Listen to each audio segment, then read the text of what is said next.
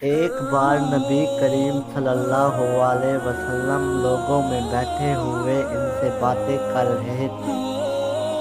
اتنے میں ایک دیہاتی آپ کے پاس آیا اور پوچھنے لگا کہ قیامت کب آئے گی۔ آپ صلی اللہ علیہ وسلم اپنی گفتگو میں مصروف رہے۔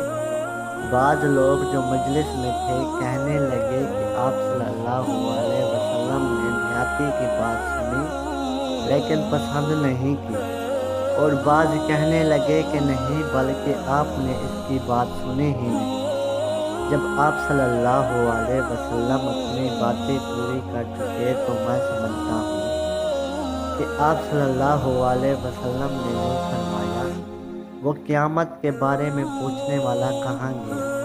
اس دیہاتی نے کہا کہ یا رسول اللہ میں موجود ہوں۔ آپ صلی اللہ علیہ وسلم نے فرمایا کہ جب امانت ایمانداری دنیا سے اٹھ جائے تو قیامت قائم ہونے کا انتظار کر۔ اس نے کہا کہ ایمانداری اٹھنے کا کیا مطلب ہے؟